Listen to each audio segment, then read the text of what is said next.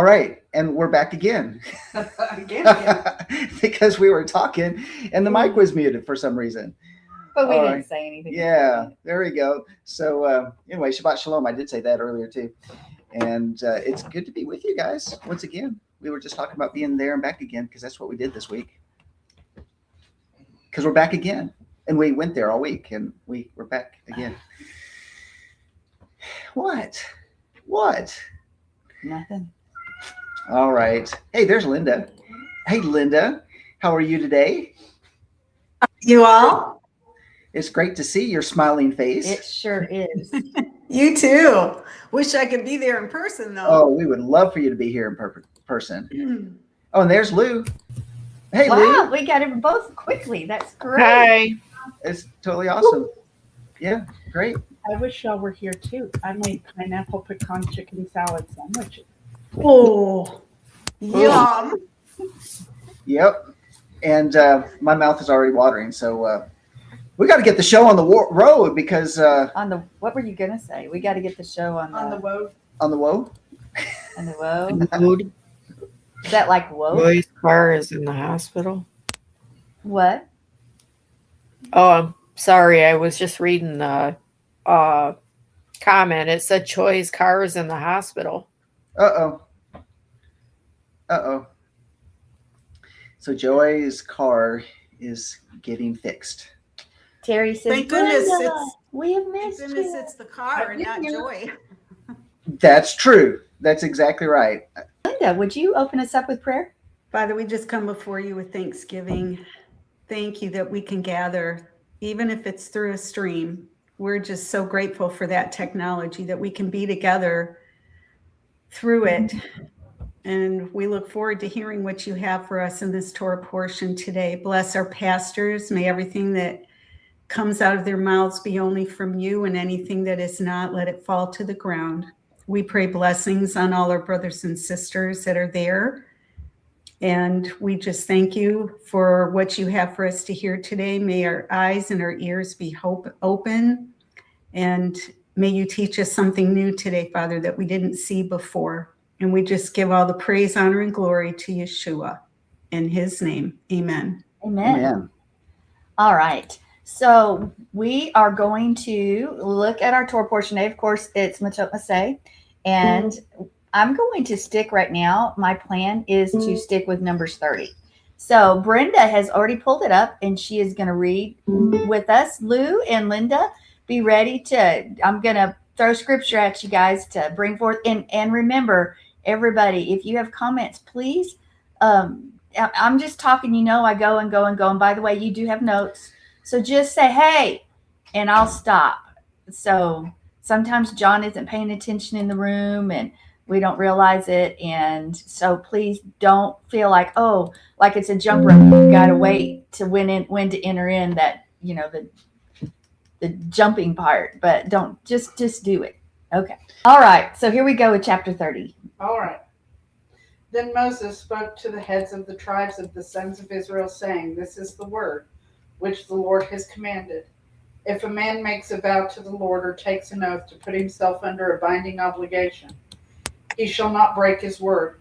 He shall act in accordance with everything that comes out of his mouth.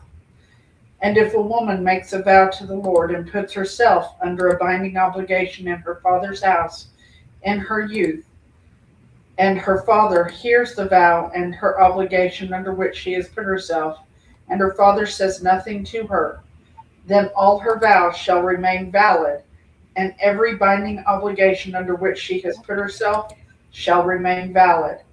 But if her father expresses disapproval to her on the day he hears of it, none of her vows or her obligations under which she has put herself shall remain valid. And the Lord will forgive her because her father has expressed disapproval to her. However, if she happens to marry while under her vows or the impulsive statement of her lips, by which she has obligated herself and her husband hears of it, and says nothing to her on the day he hears it, then her vows shall remain valid, and her binding obligations under which she has put herself shall remain valid. But if on the day her husband hears of it, he expresses disapproval to her, then he will annul her vow which she is under and the impulsive statements of her lips by which she has obligated herself, and the Lord will forgive her. But as for the vow of a widow or a divorced woman, every binding obligation under which she has put herself shall remain valid against her. However, if a married woman vowed in her husband's house, or put herself under a binding obligation with an oath, and her husband heard it, but said nothing to her and did not express disapproval to her, then all her vows shall remain valid, and every binding obligation under which she put herself shall remain valid. But if her husband actually annuls them on the day he hears them, then no utterance from her lips concerning her vows or obligations she put herself shall remain valid. Her husband has annulled them, and the Lord will forgive her. Every vow and every binding oath to humble herself, her husband may confirm it, or her husband may annul it. But if her husband in fact says nothing to her from day to day, then he confirms all her vows or all her binding obligations which are on her. He has confirmed them because he has said nothing to her on the day he heard them. However, if he actually annuls them after he has heard them, then he shall bear the responsibility for her guilt. These are the statutes which the Lord commanded Moses concerning matters between a man and his wife, and between a father and his daughter while she is in her youth in her father's house. All right. We're going to spend probably a good part of the time today talking about vows, and it may have been breached on, I'm sure, many times before, but I want to dig a little bit deeper and maybe unpack or tear down some traditions and put Yeshua in the mix, and let's see where we go. Let's see what happens with it. So if you have things on it, please jump in. Now, to preface this, I want to go ahead and start with just the title of the Torah portion, just briefly. We're not going to dwell there very long. But Matot, of course, is translated as tribes, and it also is rod or staff 66 times. So if you think about it, what is a rod? A rod is made from a branch as extending. And by the way, that's H4294 and from H5186. So you have this figuratively a tribe, but you also have this idea of a branch. Now, what was a rod used for? It was used for chastening. It was used for ruling. It was used to identify seed. Think about Tamar and Judah, and also to support life. And so you look at the pictograph of this word, which mem is the picture of a water. And now the water can be the waters of the womb. It can be waters of chaos. It can be living water, but it's a picture of this water. And the tet is a picture of, you always see a basket. So we have this idea of a water in a basket. What does a basket do? It contains something. It has something in it, or it's sort of useless, right? So this picture of a basket which contains objects. So if you combine those two, it means the liquid is contained. Liquid contained. Well, what contains liquid? Well, if we, as people who garden in this house right now, we know that the very branches of the things that we produce have lots of liquid. We have liquid in them, mostly made of water, right?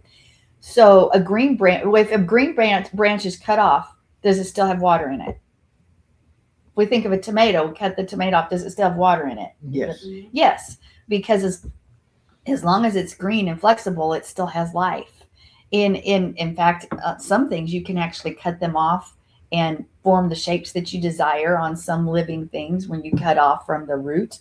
But based on the light shed from the lexicons, this word from tribe, have you ever heard the phrase, if you're green, or when you're green, you're growing? Has anybody ever heard that? Maybe not.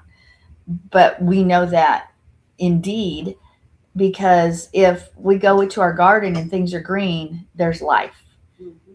If they're brown, we're in trouble. Cut out. They need to be they need to be pruned out.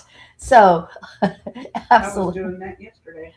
Come do that to my yard, Brenda. But, okay. So to be a part of a tribe, then, to be a part of a group, what do you think when you're thinking about a tree. What are trees? Trees are people.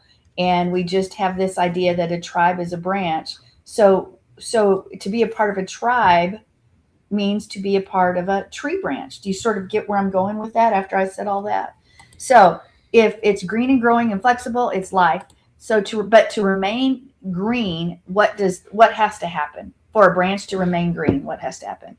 It has to stay included. It has to stay included, but it also has to be connected to a source of water. Mhm. I had 4. Well, and when it's included, it's still part of the trunk, which means Absolutely. it's still getting water and nutrition, all that. Uh-huh.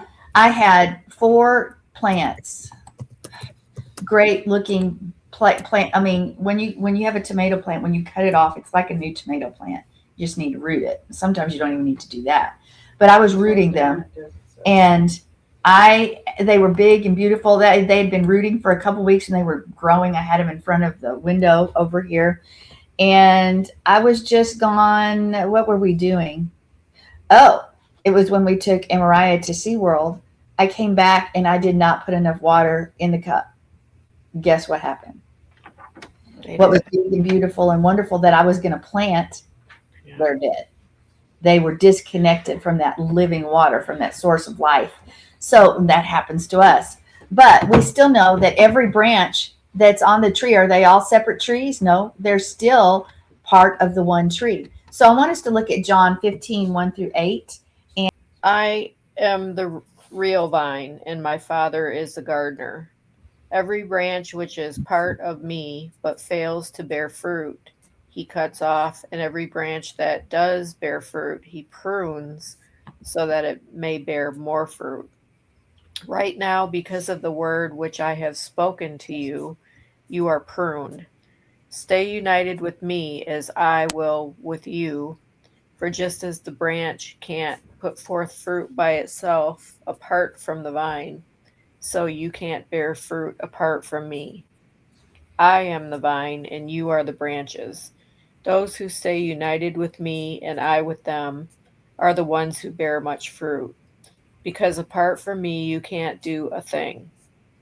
Unless a person remains united with me, he is thrown away like a branch and dries up. Such branches are gathered and thrown into the fire, where they are burned up. If you remain united with me, and my words with you, then ask whatever you want, and it will happen for you. This is how my Father is glorified, in your bearing much fruit. This is how you will prove to be my talmidim. Great. Thank you so much, Luann. Okay. So why do branches exist? Let's just picture, I wish you guys could see the grapevine out there. Picture the grapevine. Why do we have the branches on the grapevine? To bear fruit. Right. You want fruit on anything. Branches exist to bear fruit. So what do the leaves do? The leaves absorb the light. And what's light likened to? Torah, Yeshua. And ultimately, the light is what powers the leaves to produce food for the whole tree. So it has nutrition. Trees produce fruit for the purpose of, what's the fruit for? To propagate the seed. Can I get a banana from a tomato plant? No. Can I get a radish from a broccoli plant? No. Can I get a rose from a lily plant? No. Are those trick questions? Well, they're pretty easy questions, but if the fruit doesn't match the tree, what would you consider that thing that says it came from this tree or this thing? It's a lie. It's a liar. That's right. So trees are known by the kind of fruit they produce. And yes, I'm still going somewhere. Now I want to look at Matthew 7, verses 15-20. I'll go ahead and read it while you guys are turning there. Beware of the false prophets who come to you in sheep's clothing, but inwardly are ravenous wolves. You will know them by their fruits. Grapes are not gathered from thorn bushes, nor figs from thistles, are they? So every good tree bears good fruit, but the bad tree bears bad fruit. A good tree cannot produce bad fruit, nor can a bad tree produce good fruit. Every tree that does not bear good fruit is cut down and thrown into fire. So then you will know them by their fruits. Here we go again. We are supposed to be known by our fruits. Yes, I'm still connecting us because in our tribe, in our community, If we are gathering with like kind, then we should be bearing like fruit. So we've got to understand that the branch or the tribe should be absorbing the Torah, should be absorbing light and producing fruit. Which, what is producing fruit? We are keeping Torah. We are following his commands. We are bringing forth life and love to other places. So this is one of the reasons that one of the ways we produce fruit is what? The fruit of our lips. Now, this whole Torah portion is starting is talking about words. And so one more time, we see pretty much in every Torah portion, you can connect it to that. But I want us to delve into our own lives a little bit today as we go through the Brit Hadashah and as we look at the Torah portion and Yeshua and the times that he lived in, and look at the kind of fruit that's being born, what kind of branch, what kind of, is it a line branch? What does it belong to? And how it connects to vows and oaths, and how it works in our lives today. So we've already read chapter 30, so we're going to jump forward. So one more time, let's go and look at another way to look at Matot. Again, this is brief because this isn't my main goal, is looking at these two words. But we already talked about being staff, branch, or tribe. We've already discussed that. But if you notice that here, it's instead of addressing them as Israel, it refers to them as children of Israel when you read the Torah portion. It doesn't. So how many times does Yah speak and he calls them Israel? But this time it's the children of Israel. Yet it also says tribes.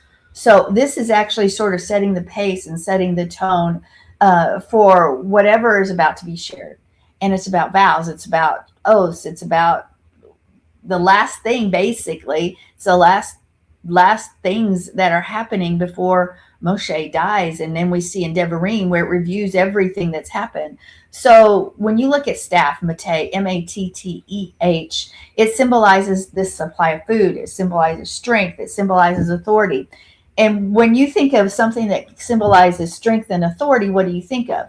Well, I think of a leader, or the leader of a tribe that has a staff in his hand, because a staff usually identifies the leader. But it's also symbolic of the ability to produce seed.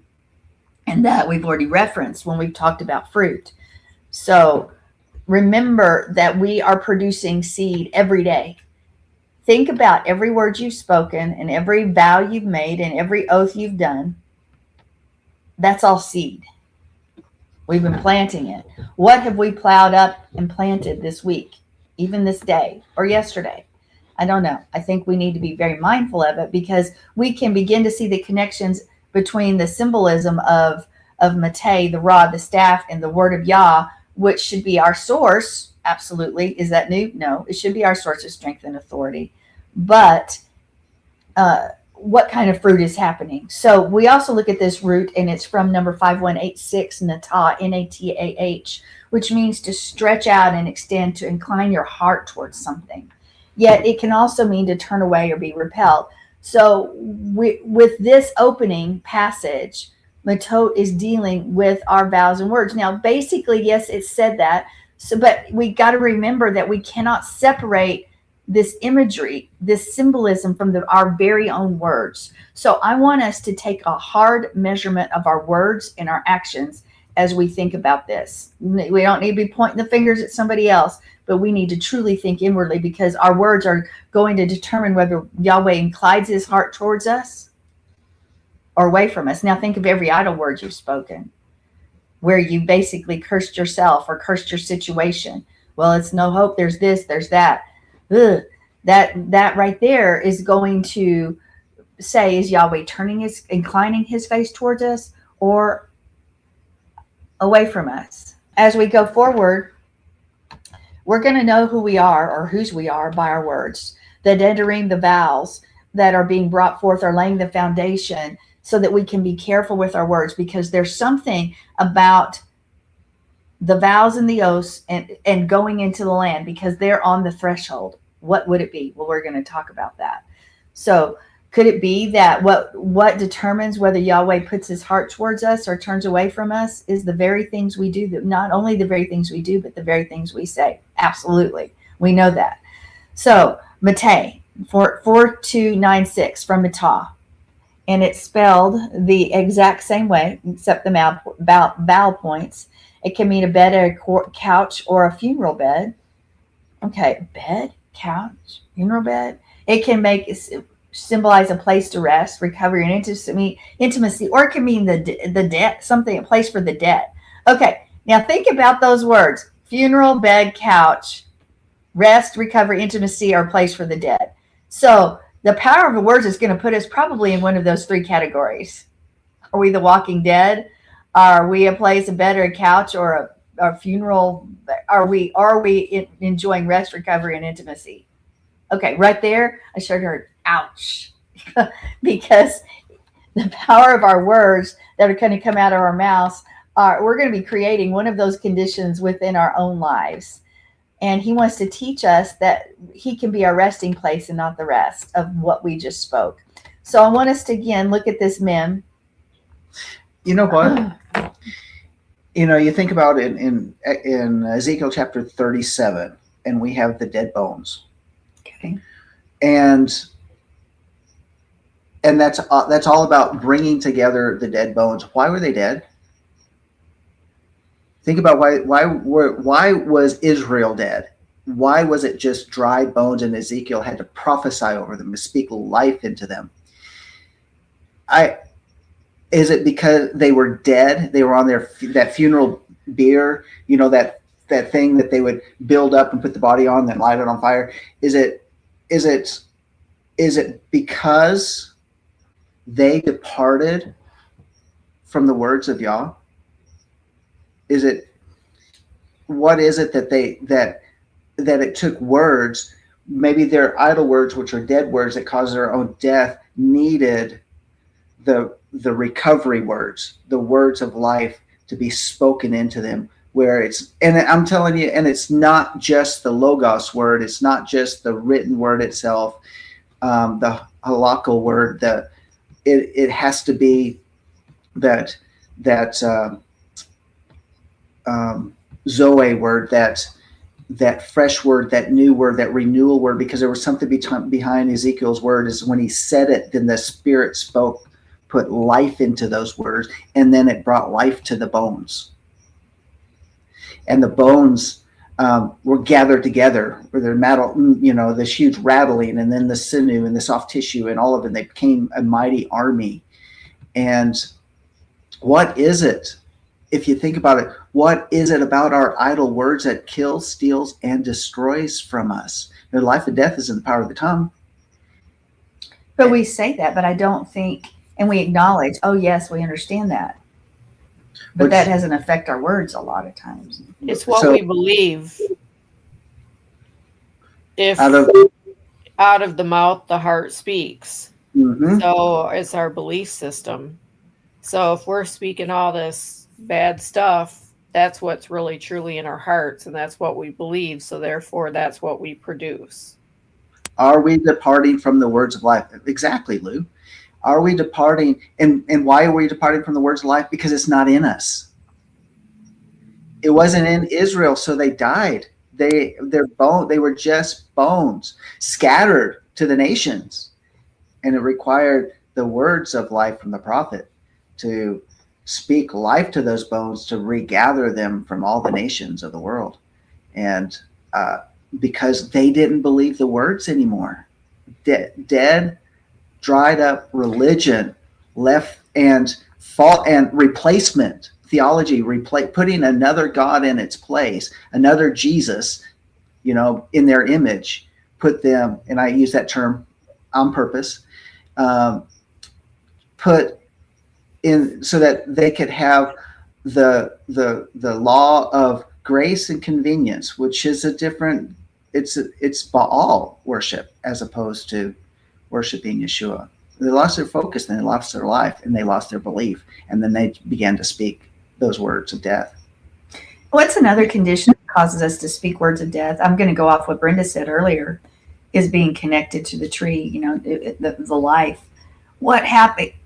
Even the congregation that you're a part of, when you miss, when you don't attend, I know even 1 week of missing gathering with me, I can see something shift in me.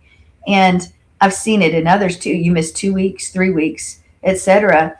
Death, I think death begins to occur because you're not that your congregation, your fellowship, whether online or off, is the life source. It's Yeshua. But there's something that's about being connected to all the branches which are absorbing the light of the Torah and bringing forth life to the whole group. I think about that. I'm thinking about when you prune something. I know there's a lot of garden talk today, but it's just a really good picture. Sometimes I've had to really take down a tomato plant because of bad branches. Mm-hmm. Sometimes there's just a stem or two left, and it takes a lot of time to recover. And if the conditions aren't right, that thing is going to go in and die because it's lost all the other parts that are bringing in the light and the nutrition that they need to survive. The energy. So it is with us, I think. I mean, we've talked about this before, and maybe it's not your personal experience, but not being connected to Yeshua brings death. But there's something that even happens when we're not connected to one another, where iron sharpens iron, when we're not connected, talking and sharing about that living word. Just a thought.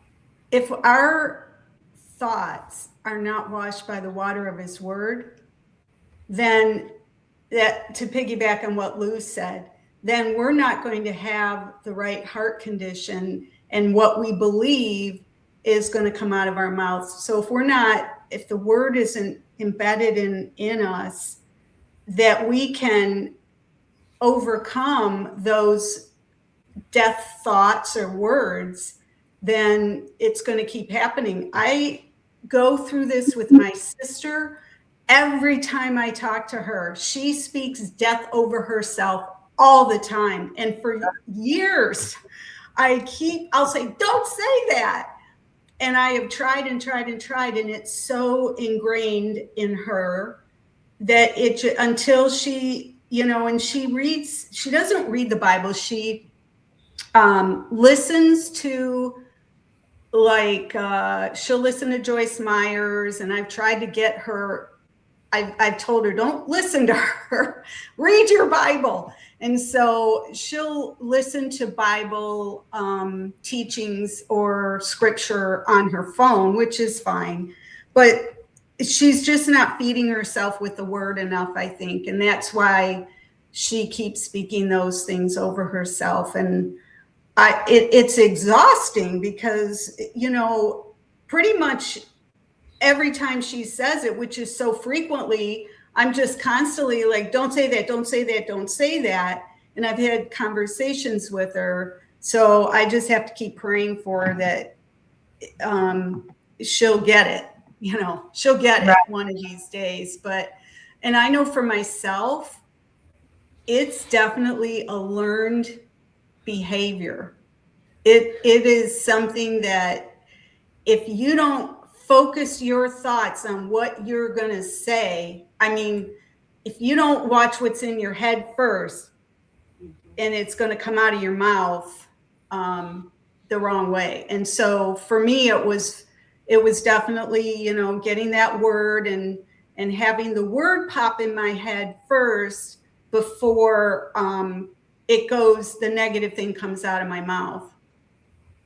It's been a process, and it's still a process. I'm definitely not there, but I think all of us are in that process. Right. Yeah. Yeah. Now, it's a constant battle, Andy said.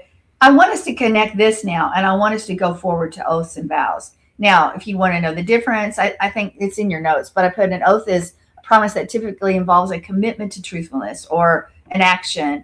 And sometimes it's made in the presence of a witness, divine witness even. And a vow is a solemn promise made to God, and it binds the individual, speaking it to certain things, certain obligations. So I want us to stick with that, and I want us to go forward, because when we need to look how this is connected even with Yeshua, because Yeshua make statement that makes it sound like you can't ever swear a vow.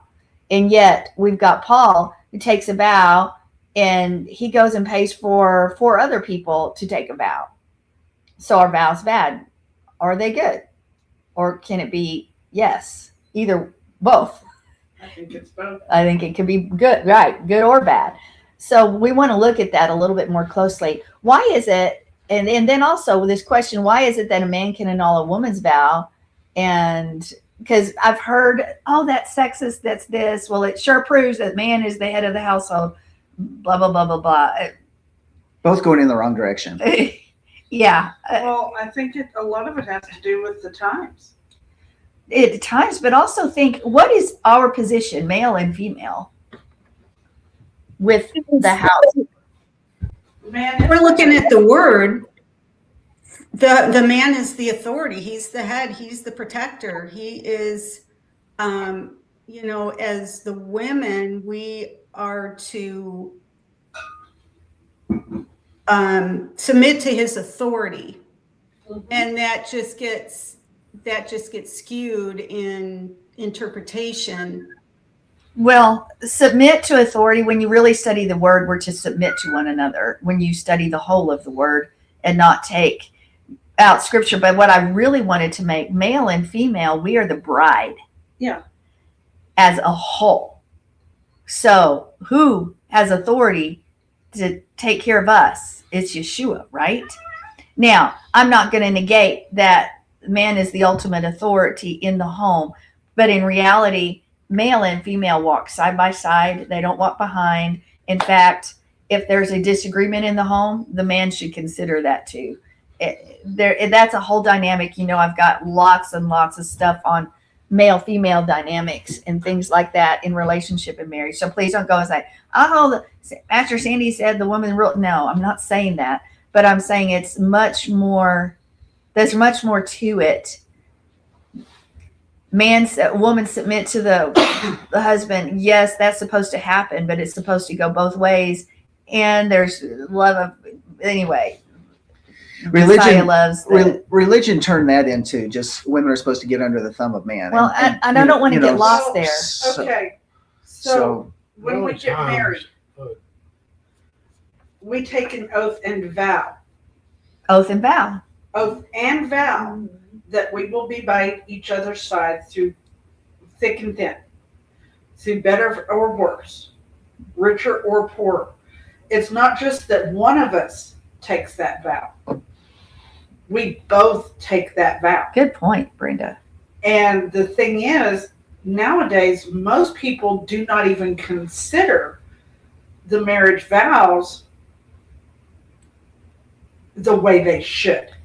They don't. And if you listen to stuff, people don't get married under that stuff anyway. You don't have a pastor. They write their own and say, I'm going to love you and I'm going to, try my best to help you at all times. There you go. Let's get married. As long as it's convenient. But it is an oath or a vow. And so maybe I'll delve into that a little bit and just review some of those things. But this isn't the day to do that, because that takes a little bit of unpacking. But anyway, so here we have these oaths and vows, and Moses speaks to the heads of the tribes of Israel, and he says, hey, this is what Yahweh has commanded. And so Moses is giving this oral Torah, because at that time, it's not written down. So anyway, if a man makes a vow to Yah or takes an oath to himself with a binding obligation, he shall not violate his word. He shall do according to all that proceeds out of his mouth. And I think where we falter and fail on this, we don't realize the words we say are actually vows oftentimes that we put out there. Mm-hmm. We just think it's willy-nilly and we're speaking. That's why Yeshua says, be careful. Be careful of what you're saying. How many times people will say idly, I swear. Oh, yeah. And it'll be, I swear, blah, blah, blah. That'll be the death of me, blah, blah, blah. I swear, they throw things out there, or it's very serious. But let's go beyond this. Honey, I'm going to take care of this today. It doesn't happen. guess Yeah, what? but you've not sworn a vow to take care Yeah, of but your word, on your word. yeah, you but know. we're going to go in here how a vow and a promise are pretty much the Mhm. same. Well, there So, wasn't a promise made. It's just undoing it. but your but words, still, even if you don't say I if- promise, if your word, the word says, let your yes be yes and your no be no. Yeah. And it is counted to you as sin. And we're going to, as we unpack this, we're going to discover that those things that we say, we're obligated to take care of those things too. Now, the difference is, are we bowing towards God? We're going to even see how in that first century, how the Pharisees manipulated that, because I think it's very interesting to see how it's manipulated so they could get away with doing whatever they wanted to do. And then I think, wow, let's examine what we're going to do. So let's book it there and see where we can get going, so we can get going now that the intro is taking this long. But anyway, so make a vow. We've got to think it through. Think about the things we say, the things that we going to take care of. We had a pastor back in the 90s, who was John's best friend, and he said something very poignant. He said, if you've spoken your word on something, if you said, I will do, or I will take care, whatever it is, do everything you have, everything you have to keep that word. We also had a guy who was part of Life of Worship for a while from Montana, and he said the very same thing, because he pastors also in Montana. And he said, you do whatever it takes so that you can keep your word no matter what. And I think we've become a society that just speaks things and says things just to get out of something, just to appease a situation. Just to appease and has no intent. Like, how many to follow times, through. right? How many times have you said, I'll pray about that, and you never prayed? How close is a promise and an oath or a vow? We're going to look at that. So anyway, I want us to look or talk about. Lou said in the comments here, be people of little words. Yeah. Yeah. Yeah. I want us to think about Jephthah, who promises, okay, if you don't remember him, he promises, that the first thing that comes out of his house is his, that he will give to him. Now, all of a sudden, what's the first thing out of his house? His daughter. His daughter comes out. And so oftentimes people think, well, he sacrificed her, he did these things. Would that be Torah? No. But you see her mourning. What's she mourning? Well, actually, for the vow that her father spoke, she is mourning her life as it once was, because how has her life changed at this point? Her life is now, she belongs to Yah. So marriage, probably not going to happen. Her life has changed. She didn't get burned at the altar like some might try to say, or anything like that, or people eat her flesh. That's just silly. That's just nuts. But she was mourning that her life as it was, the virginity that because she'd been dedicated to the temple now, so she's not going to marry.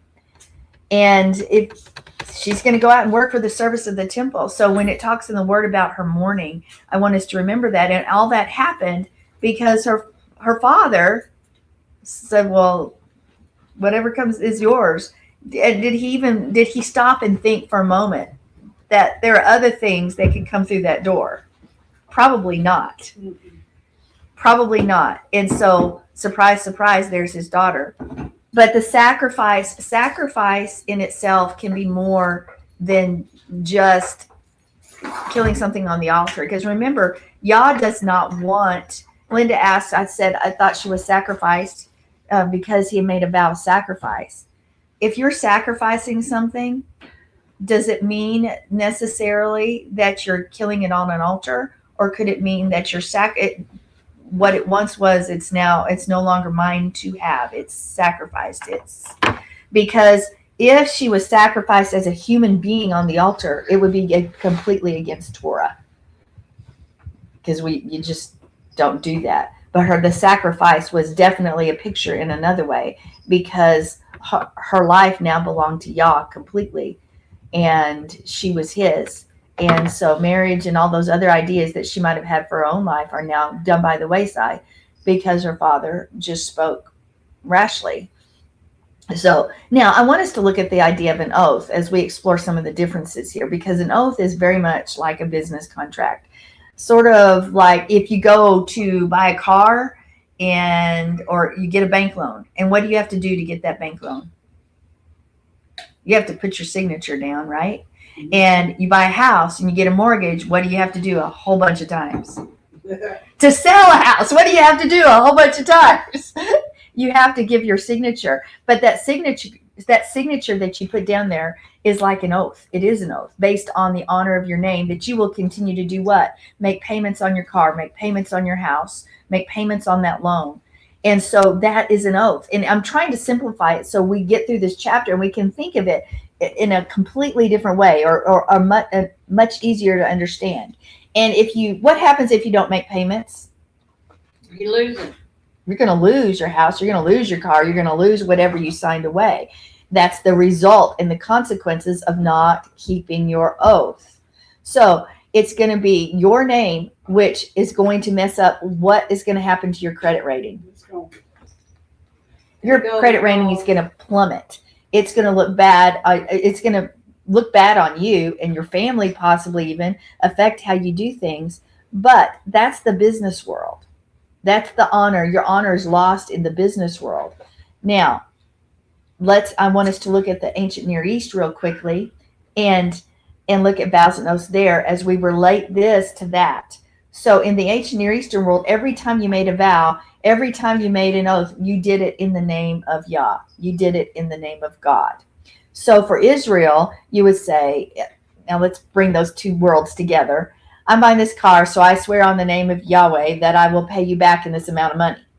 Okay? So it's extremely important when you make that kind of oath or vow that you make the payment. You hold good to your word. Why?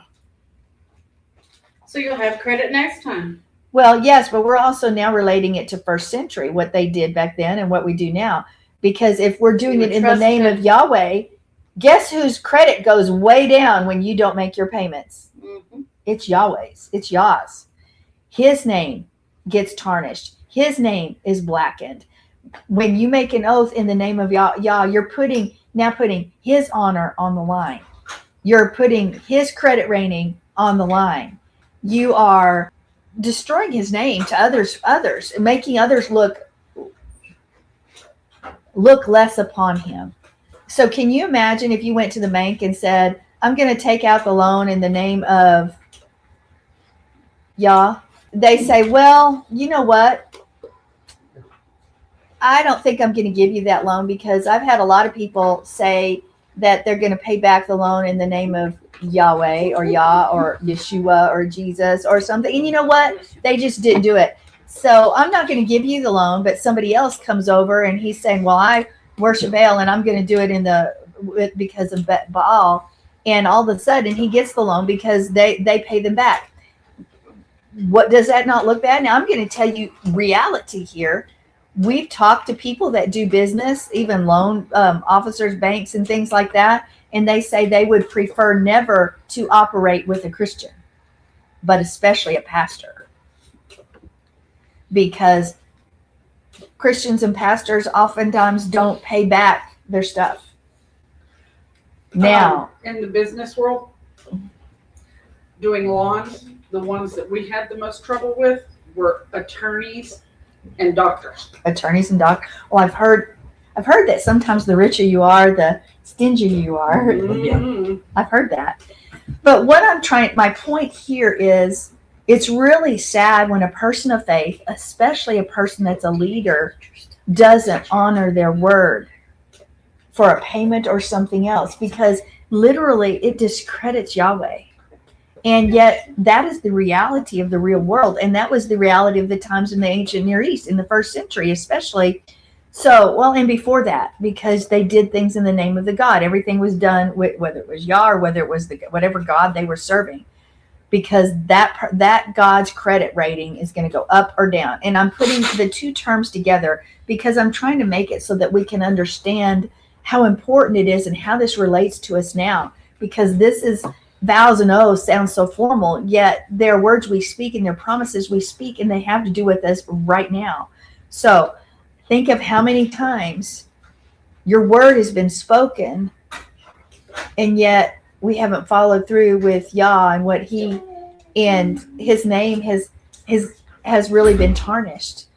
So I just thought that was a really good example of thinking about us purchasing and the credit rating to why Yah has to do what he has to do. Now, we talked about the consequences. There have to be consequences, or there are consequences when you don't keep your word, especially concerning money. Okay, so guess what has to happen? There have to be consequences even when we say we're going to do something and we don't in his kingdom too. Because guess whose name it's still going to tarnish when we make a vow and we don't follow through. So if we swear in the name of Yahweh and then we go do something that's contrary to our own word, well, bad things are going to happen and bad consequences. So if you take an oath in the name of Yah and you fail to do all according to what comes out of your mouth, Yah's going to punish you in order to what? What does he have? Why does he have to punish you? Train you up. To preserve his name. Well, that's true too. What kind of Yah would it be if he didn't follow through with his word? Yes. Then how could we ever trust anything he said?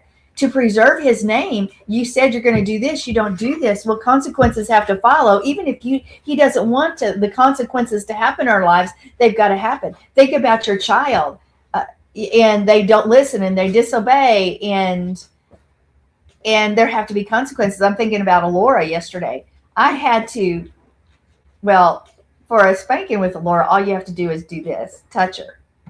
If you touch her, it's just, you can touch her with one finger like this, and it's, but she told me no once. Then she looked at me and told me no twice. And then she told me no. This is all in like a minute and a half. And then she told me no 3 times. So she actually got this on the 3rd time. I went like this. And boy, there was scream, because the first time it was like, ooh, that anyway. And I said, Alora, you say yes, ma'am, to me. There are consequences for your words and for your actions. Did I want to have to even?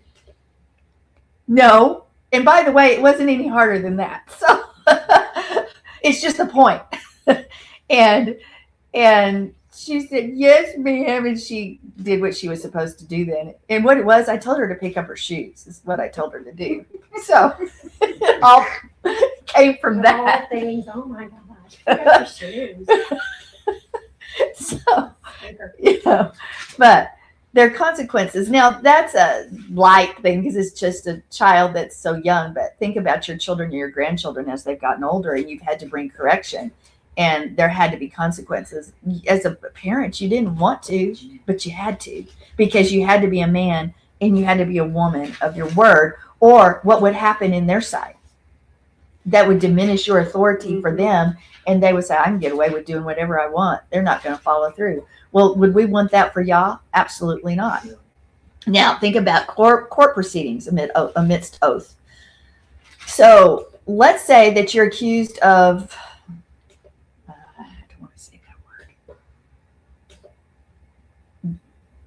taking a woman without her permission, and you were accused of that, but you didn't do it, and you go and you swear that you didn't do it, and but she says yes, it did happen. So what happens? It's your word versus her word. So what do you do in that day, in that time? Well, you would maybe be able to swear an oath and say, I swear upon the name of my God that I did not do this thing. And they'd say, okay, you're good, you're free. I'm just, again, in today's society, everything is backwards. So this is just trying to paint an example. So the idea was that if you actually committed that crime, that your God is going to bring punishment on you. Think about that. Back in the day and the hour, okay, you swore this oath that, so help me, you hear, so help me God, that I won't do. So you said I'm not, or this vow, and you said I didn't do it. Well, then guess what you just did? You release it into God's hands to come down with you as lightning, if need be, or set you free, whichever. Because You don't mess swore. with them. But I'm trying to make it. Do you guys see how I'm trying to make it really easy to understand these things? Yeah. So we don't even think about, like you said earlier, Pastor John, swearing or I promise or on the life of my mother, or it's dumb things you hear people say, or this God or that God or on God himself.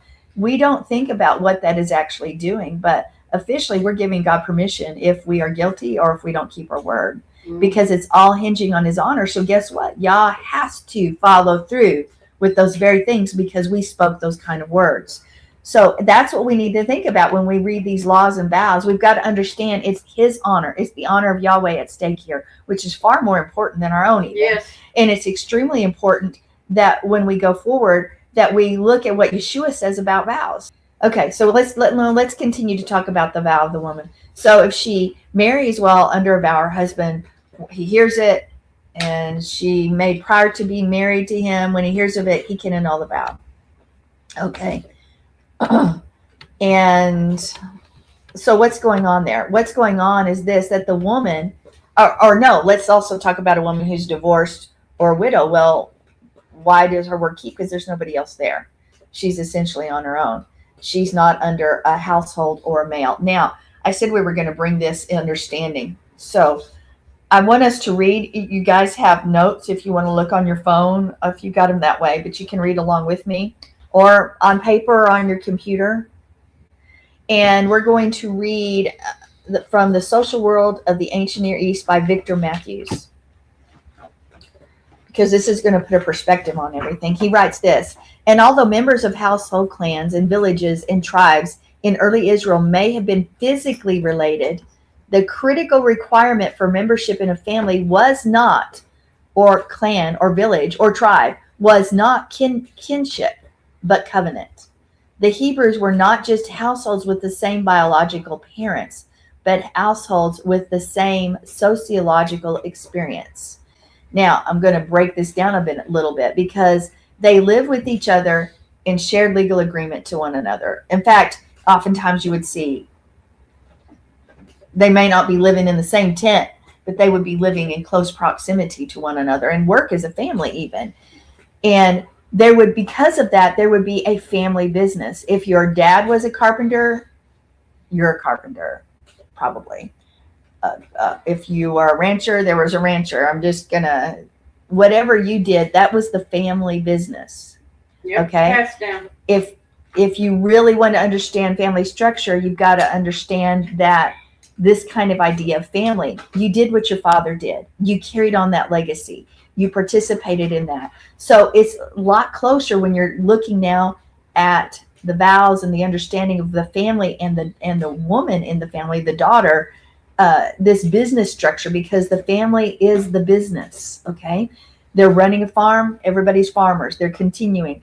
And so when we look at the text in this way, it's going to give us an understanding about the husband to the woman, or the daughter to the father. Because what position then in this business kind of family relationship would the father or husband hold? Be the CEO. Mm-hmm. So if they're the CEO of the family, then they have authority, or the CEO of a company, same thing. The CEO can say, not doing that. Or, yes, that's fine. Mm-hmm. So when you put it in this perspective, it changes the thought. Oh, this isn't a sexist thing. This is a thing that they're the CEO.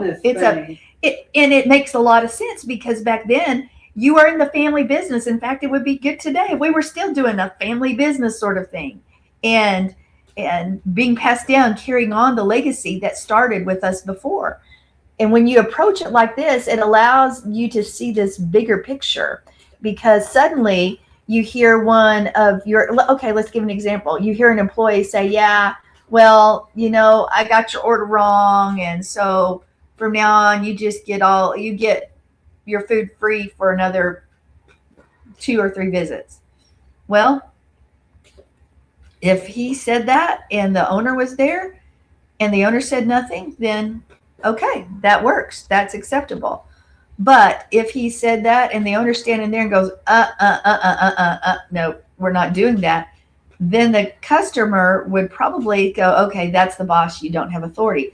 But let's put in this perspective that the employee said it, and the the boss was there, didn't say a word, but then disallowed it, you'd have an upset customer, Mhm.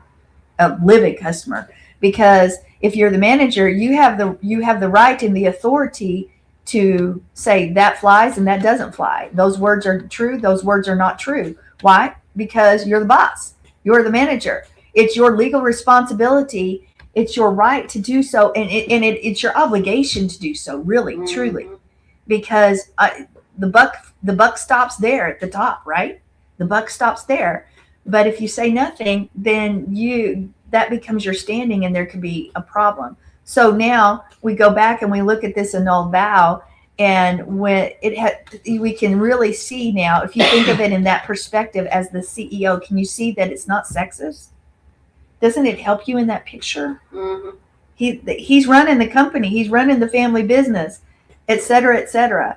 If you're looking at it in the culture of the time, you can truly understand what that authority is. Now, I want us to look at some vows in scripture. So I want us to start with online or in the room, I don't care which, but if somebody would read Jeremiah 44, 20 through 30.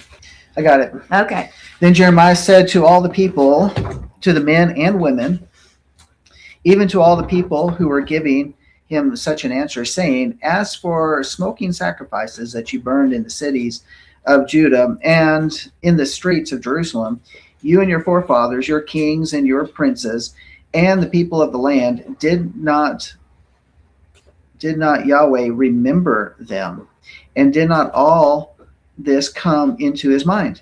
So Yahweh was no longer able to endure it because of the evil of your deeds, because of the abominations which you have committed. Thus your land has become a ruin, an object of horror and a curse, without an inhabitant as it is this day, because you have burned sacrifices and have sinned against Yahweh, and not obeyed the voice of Yahweh, or walked in his law, his statutes, or his testimonies, his Torah. Therefore, this calamity has befallen you as it has this day. Then Jeremiah said to all the people, including all the women, hear the word of Yehovah, Yahweh, all Judah who are in the land of Egypt. Thus says Yehovah of hosts, the Elohim of Israel, as follows: as for you and your wives, you have spoken with your mouths and fulfilled it with your hands, saying, we will certainly perform our vows, and we have vowed to burn sacrifices to the Queen of Heaven. Okay, I want you to continue there. So who is Judah making sacrifices to? The Queen of Heaven. Okay, go on. And pour out libations to her. Go ahead and confirm your vows, and certainly perform your vows. Nevertheless, hear the word of Yehovah, all Judah who are living in the land of Egypt. Behold, I have sworn by my great name, says Yehovah, never shall my name be invoked again by the mouth of any man of Judah in all the land of Egypt, saying, as Yehovah Elohim lives. Behold, I am watching over them for harm and not for good. And all the men of Judah who are in the land of Egypt, and meet therein by the sword and by famine until they are completely gone. And those who escape the sword will return out of the land of Egypt to the land of Judah, few in number. Then all the remnant of Judah who have gone to the land of Egypt to reside there will know whose word will stand, mine or theirs. And this will be the sign to you, declares Yehovah, that I am going to punish you in this place, so that you may know that my words will surely stand against you for harm. Oh, thus says Yehovah, behold, I'm going to give over Pharaoh, Hophra, king of Egypt, to the hand of his enemies, to the hand of those who seek his life, just as I give over Zedekiah, king of Judah, to the hand of Nebuchadnezzar, king of Babylon, those who was his enemy and was seeking his life. Oh, that's good. Okay, so is Yah upset? A little bit. He's very upset. Yeah, buddy. Because think about it. Yehuda is making vows to the Queen of Heaven. He's saying, go ahead and make your vows. Because guess what? you have to fulfill your vow because you're besmirching my name. Even though you're doing this pagan thing, you have to follow through with it now because you made a vow. He was way out of Ouch. line, yeah. Well, y'all wasn't way out of line, No. but he's saying you are doing something evil, but you vowed to do this evil thing, and because you did it before me, you have to go ahead and fulfill this vow Yeah. doing this evil thing. But I'm upset. I mean, obviously, he was very That's what I'm upset. saying. You get out So, of line that bad, he's going to put he's- you back in line or he's get rid of putting- you. Yeah, he's putting his honor on the line, which is kind of interesting because, you go now and you look at what's happened to Judaism even, and they've taken the name of Yes. y'all out. He said, don't you say my name again. And guess what they've done? Just a thought. Maybe that has no relation to each other, Maybe there's but more to Judah, that. we look at the Jews, you've taken the name out. Y'all said, hey, just relating those two instances together, I think it's a fascinating thought. It is. He goes, watch Never this. That's again. what he's going to tell you. Watch Well, this. He said, never again will my name be invoked by any of you, Judah. So no wonder they might say Hashem. Mm-hmm. Mm-hmm. Just a thought. And I'm not That's- saying that's that's wrong. good on I'm their not side of saying it. that. But it's sure, and that's not the focus of the Torah portion either. It's just One an of those interesting things thought. that just, a shower thought. All right. Okay. So we definitely see this. We see in the first century, this was one of the things that became a big deal. And when they removed the saying of the name. So I want us to look at Ecclesiastes 5:1-3. Okay, go ahead, Linda. Guard your steps when you go to the house of God. To draw near to listen is better than to offer the sacrifice of fools, for they do not know that they are doing evil. Be not rash with your mouth, nor let your heart be hasty to utter a word before God. For God is in heaven and you are on earth. Therefore, let your words be few. For a dream comes with much business, and a fool's voice with many words. Go ahead, read. Oh, keep going. When Yeah, you vow a vow to God, do not delay paying it, for he has no pleasure in fools. Pay what you vow. It is Okay. better that, okay. Okay. Did you want verse 5 too? You said 1-5. Well, I said 1 but see, I've got she 4 said here. 5, 1 through 3. Okay. But you see here, if you've got the Hebrew version or the other version, the verse numbers are different. So if you make this vow, don't delay in discharging it. Wow, what does that say to you? You better get on it. If we say we're Get going to it do done. something, do we Do do it it when in the you're by and supposed by when it's on our schedule, when it fits our what's good for us? No, No. you're supposed to. You do it as quickly as you can. It's Let your- serious. Yeah, let your yes be yes and your no be no. So you see what he's saying, because the problem is that people here in this day and this hour today, but then too, they were reneging on their oaths and they were reneging on the promises back here at this day and hour. And so they're not fulfilling their vows. They're not fulfilling their oaths. And it says here, it makes you a fool. And it's better that you just never make a vow, which is true, than make a vow and never pay. Proverbs 20:25 said it's a trap for a man to say rationally, it's holy, and after the vows to make inquiry. And so he makes a vow, he says it's holy, and then afterwards he goes out and finds out about it, and he said investigates it. And anyway, you go back and you even think back what happened to Jephthah, who makes the vow without thinking. There's consequences. One more time, there's consequences. Now, I want to go to Yeshua's day in this abuse of oaths then, because we want to look at what he's saying about this at this day and time. So let's look at Matthew 5:33-37. Matthew 5:33-37. CJV has, again, you have heard that our fathers were told, do not break your oath and keep your vows to Adonai. But I tell you not to swear at all, not by heaven, because it is God's throne, not by the earth, because it is his footstool, and not by Jerusalem, because it is the city of the great king. And don't swear by your head, because You can't make a single hair white or black. Just let your yes be yes, simple yes, and your no be a simple no. Anything more than that or this has its origin in evil.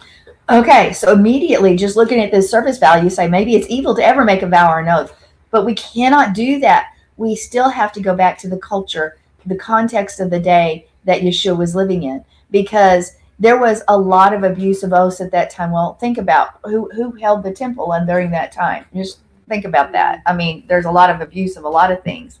So in order to prevent swearing by Yah's name, remember, they're not even supposed to say it now, but and inadvertently describing the name, they would swear by something else. In other words, the Pharisees and the people of the day and the hour, the Sadducees even, were creating a loophole where they can make vows and oaths by swearing by an object or something else and not his name and get away with it. Now, let's explore that a little more, because that sounds like something we would do today too.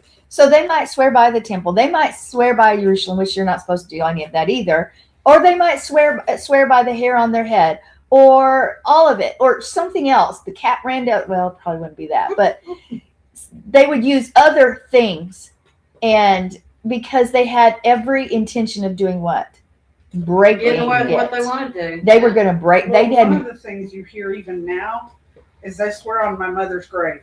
Yeah. Yeah. I've I always swear on wondered my about that father's grave. phrasing. What is Yeah, I that? know. I mean- I've heard that many times, and then If my somebody mother goes to say said- something, and they're like, "Oh, well, my mom ain't even dead." They're saying if my mother said it, this is my mother. It's true. I've Of course, never understood if that. mother's already dead, then there's no ramifications. All right. If mom's not dead, it could put her in the grave. Yeah. But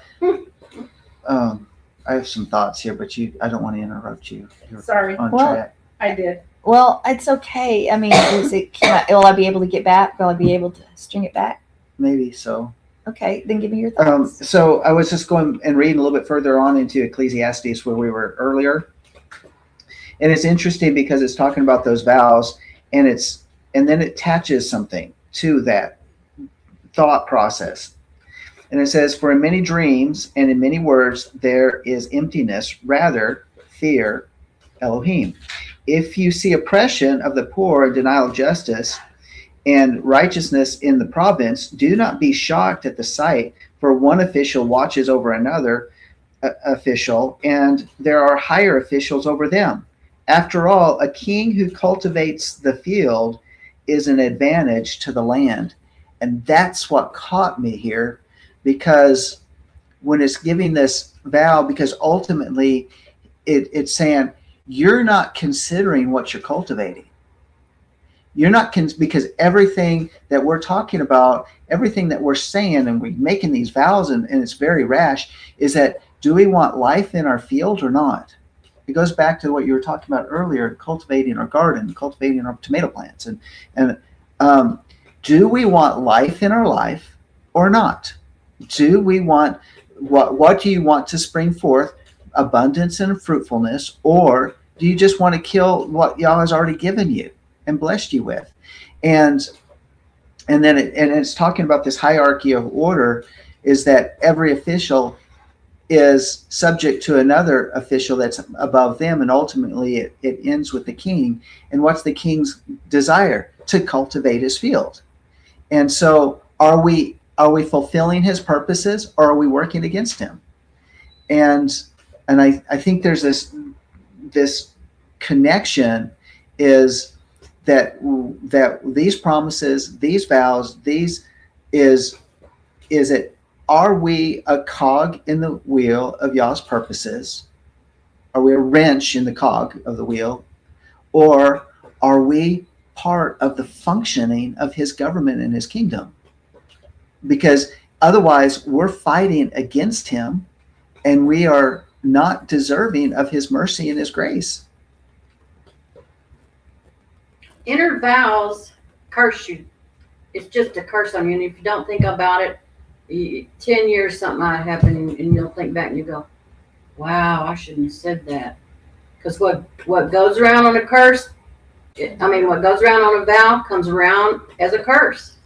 Which is why we need so much. There is so much mercy that we throw ourselves, our lives down at the feet of Yeshua, because he is ultimate. Like, I know, and you're messing up your field. You're messing up my field. Yeah. But I'm going to take that because you came to me about it. And also, it could be light and fluffy. Something you think's light and fluffy. That's nothing to say that, but it's very serious to him. Joy. I don't know if anybody Sorry, listened to Monty, but he's doing the Brit Hadashah. And what it got me so bad. He says, so you have the volunteers and then you have the ones that are committed. Yes. And he was talking about, Sukkot, when there were 1,000 people going, and, he said there were 50 people that were committed. Then you had all these volunteers that might show up and might not. So what are you, and what was Yeshua? He was committed to death. I mean, he committed himself as a friend to die for us, right? So, that's what I think oaths are about. You need to be committed to them, and not just a volunteer. You know That's what I'm good. saying? I mean, it's so good. I was just sitting there boohooing. I was like, oh my goodness. Yeah. It's Well, okay. MASH. Yeah. You're Think aging about it. yourself. Well, honey, MASH. My daughters even watch MASH. They still have that on. That's amazing. Yeah, they still got it. Think on. about the difference between the people who enlisted as opposed to were drafted. Mm. Those who I think chose he mentioned to that. take that Yeah. path Yes. as opposed to those who were Volunteers. forced Yeah. Cleaner. into that path. You had those that chose it and they'd do anything that they could to help it. You had those that were forced into Colonel it. Potter. Uh-huh. And Hawkeye. Hawkeye, did He was a drafty. They were drafted. He didn't want to be there. He didn't believe in it. And his mouth always. And his mouth was always against it. Right. Mhm. Everything he did was Negative. against it. Undermining authority.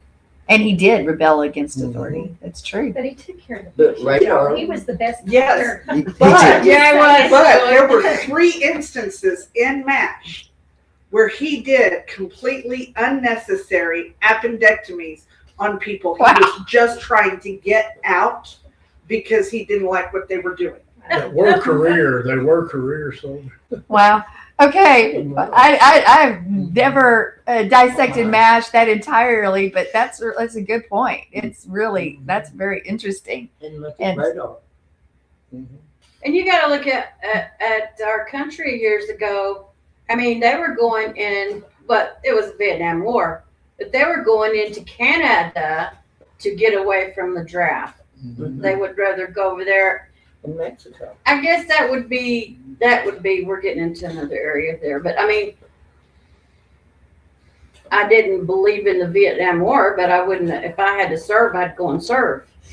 Well, okay, since we're on this rabbit trail, I'm going to say this, I'm going to cut everybody off, and I'm going to go on. I should have shut If there was a draft today, you're not serving the U.S. military, you're serving NATO. That's Yeah. true. And I would not want anyone Yes, to do yes. that. Well, I our would, government's been it's- crooked for anyway. years, okay? So that No, that I said, think let's- that's where Hawkeye was coming from, probably. Let's- Personally. Let's make it Because more the clear. Vietnam War wasn't that either. All wars He was are Korean. bankers' wars. That's You're true. serving the the bank. banker. Yes, Oh, that's ow. true. Yes. Okay, so back to Just saying. breaking the oath.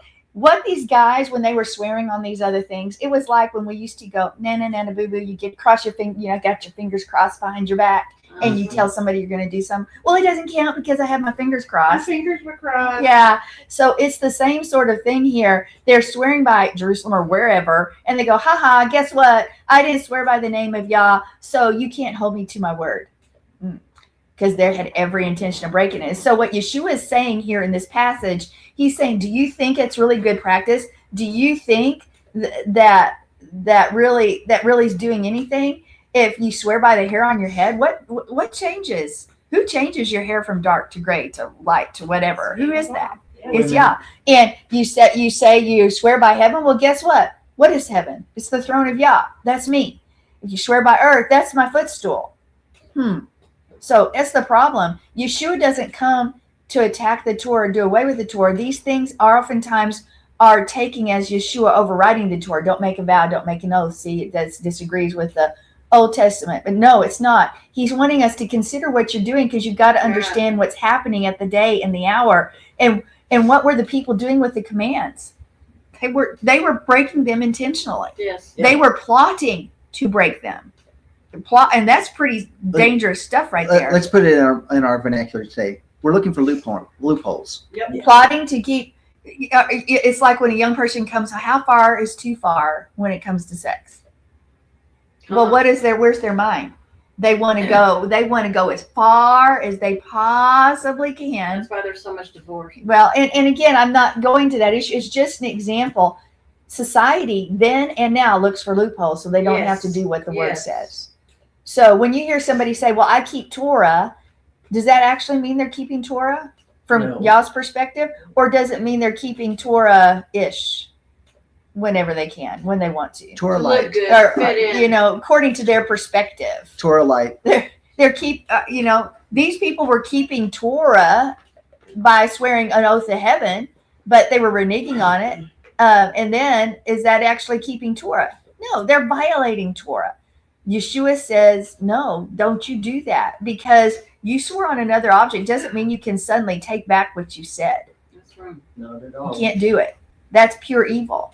Not fulfilling your purposes, it's evil. And so he says, don't do this anymore. Stop doing this practice, because you are abusing my word. You are abusing it. You are sinning. You are not following the commands of God. So stop it altogether. If that's the attitude you're going to have, if that's the intention you're going to do it with. Now, what I find very interesting in that day and that hour of Yeshua, the Essenes avoided oaths, and the Essenes were considered the group of people you could trust by their word.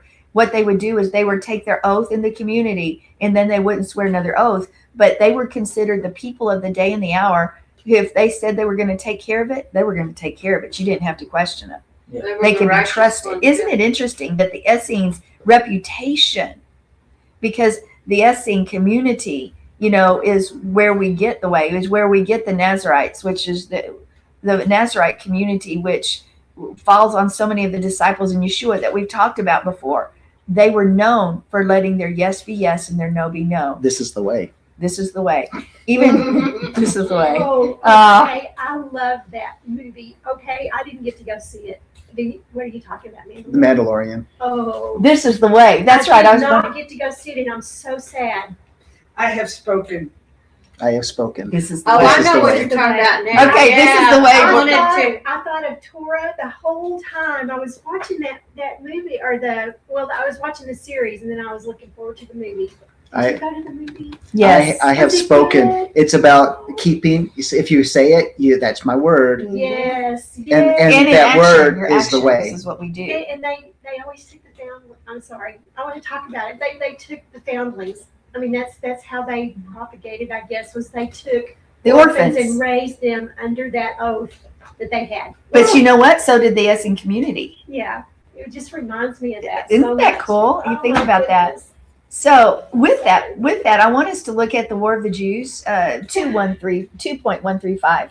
You have it in your notes, because here he declares that one could trust the Essene. It says, Flavius Josephus, translated by William Whiston, it says, they dispense their anger after a just manner and restrain their passion.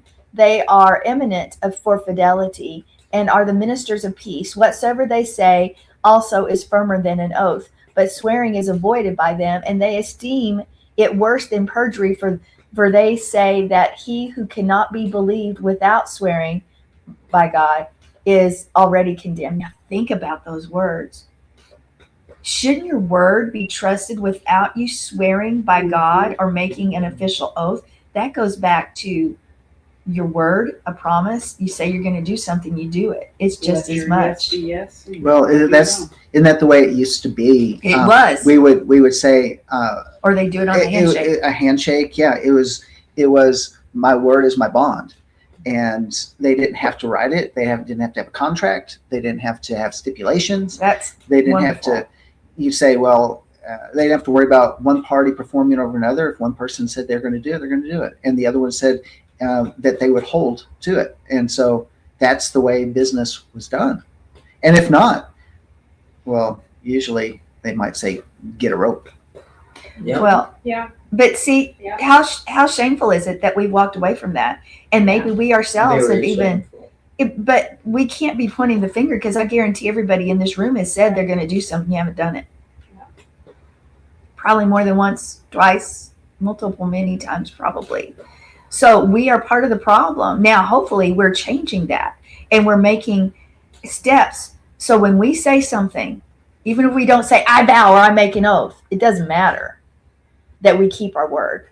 Yeshua is saying this ultimately, what this Torah command is supposed to do is lead us to trustworthy people, people that follow his covenant, people whose fruit goes back to the beginning of what we said, matches the tree of which we're planted. You know, my dad had his faults, but he had integrity in his business.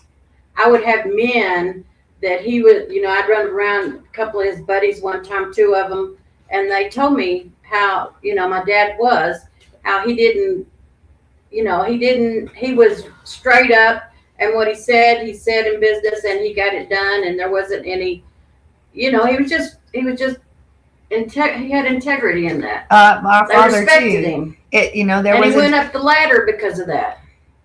It's just we lack a society that has that. And Yeshua is teaching us that the heart of Torah, the spirit of Torah, is about keeping the Torah. Yes. And you keep Torah according to his way, not the way you think it should be kept. That's it. Because then you're evil. You're evil. And think about Caiaphas. Think about all the examples in Scripture. The chief priests, the Pharisees. They conspire to put Yeshua to death. Is that Torah? By the worst way possible. To make him not even appear human. They didn't keep Torah. That's a lie. They went around proclaiming the Torah, but they didn't actually keep it. Right. They thought it was somehow okay to crucify an innocent person. Now, which is better? A person that says, I follow Torah, but doesn't follow the Torah all the way, or a Christian that says, I don't follow Torah, but follows the precepts of his word. Which is better? What I'm You saying. either follow Torah or you don't follow it. That's what it Yeah, comes but down a to. lot of people say they follow Torah. I remember specifically, this has been several years now, but a group of people that said they follow Torah, and then they would go out and contact spirits. I'm sorry, but guess what? You're mixing, and it doesn't. It is, but it's no different today than then. It's no different with us, and we don't have to be that drastic. If there's an area of Torah that we don't follow because we don't feel like it, we don't think it works, it doesn't do this, then we are still not following Torah. It's better to say, hey, I don't keep Torah. They don't have the understanding, and That's a cop out. then to say whose name are you destroying when you say I keep Torah and then don't do it? Again, it's Yeshua's, and what's out of your heart, what's flowing from your heart, and that's what we've got to look at. So, Because we're the example. if we're keeping Torah, then our lives are going to be changed. Right. And anyway, so let's continue with Matthew 15, 1-9. We've already read it, and because it shows us that how these vows and oaths were being abused. So you can review it. We're not going to reread it for a second time. So Even rebellion, though, is witchcraft. rebellion is as the sin of witchcraft. So now traditions, are all traditions bad? I'm going to No. start off with that statement. No. If they're not violating his word, if they're not violating a command, and because Yeshua went to the synagogue, tradition. Is it okay to go to congregation every day of the week? Absolutely. As long as you're keeping Torah and taking care of it on Shabbat, right? Yeah. It's tradition to go to the synagogue. And it wasn't overriding the command of God. If you're going, let's say that you're going to the synagogue, let's say, or church, there's a Wednesday meeting at church. Okay. And Terry's got a vehicle and it broke down in the ditch. And you say, well, Terry, I'm sorry I can't help you today because I've got to make it to church. But then this other person comes around and just helps. That's the Samaritan story all together again. Who's keeping Torah? The person that went out and helped Terry, as my pretend example, Or the person that says, well, I'm going to make it to church. You guys understand where I'm going with this, right? Yes. Yeah. So it's okay to have traditions as long as you keep his word. So the commandments, I'm going to ask this question. Do the commandments form us into his image, Yah's image? Yes. If you practice them and do them, I would say yes. I would too. But can our doctrines invalidate then his word, which is Yeshua? Can our what? Doctrines.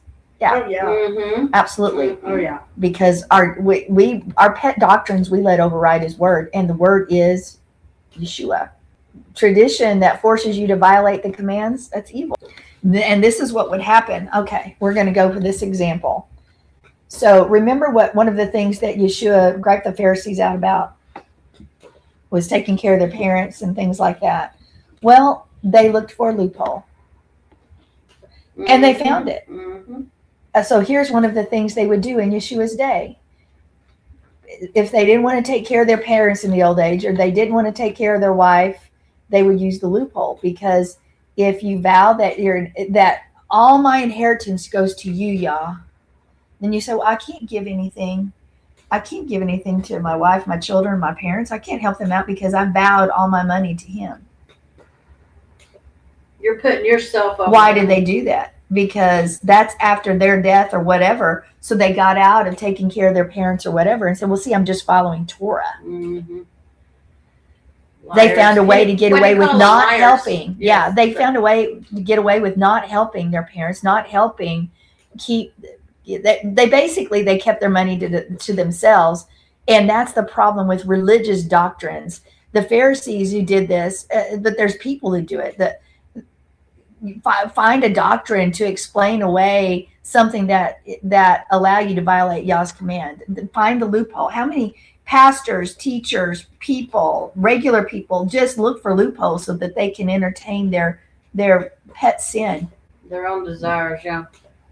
Let's go with I declare for you everything is clean. You can eat everything. Oh, well, see, look, I can have everything I want. It's okay. And that's what's happening here. Think about how evil it is to say, well, I've given all of this to God so that I can't help anybody else. I mean, that's specifically your parents or whatever. To me, that's just the evil intent. It's a willing, purposeful sin, and that intent brings destruction, and it just destroys y'all's world. But by the same token, if you see sin and you don't call sin, isn't that the same thing? Yes. Well, I don't want to ruffle their feathers, so let's take homosexuality, or it doesn't have to be that. So and so is living with so and so. Well, I don't want to upset them. I'd rather have them here and be a part than call sin. Is that the right thing to do? I believe it is not. He says people will hate you for me. In other words, if you stand your ground, you're going to get hated. That's just the way it is. Do those people that are living that lifestyle, and I'm not meaning, it doesn't have to be that. It can be addiction in an area. It can be any sex outside of marriage of any kind, or a million other things, okay? Yeah. But it doesn't mean that the people are actually bad. It doesn't mean that. But sin is still sin. Yes. And if you don't want them to be in leadership, and if you don't want to justify their sin, because the Bible says it's clearly a sin, then you need to call it what it is. And that means also we need to identify those very sins in our own life. It's black and white. That's what it is. You either are on his side or you're on the world's side. And if you're good at doing all these sins, you're on the world's side, okay? Too much is given, much is required. Tammy said, Lou said, we love people in hell. True.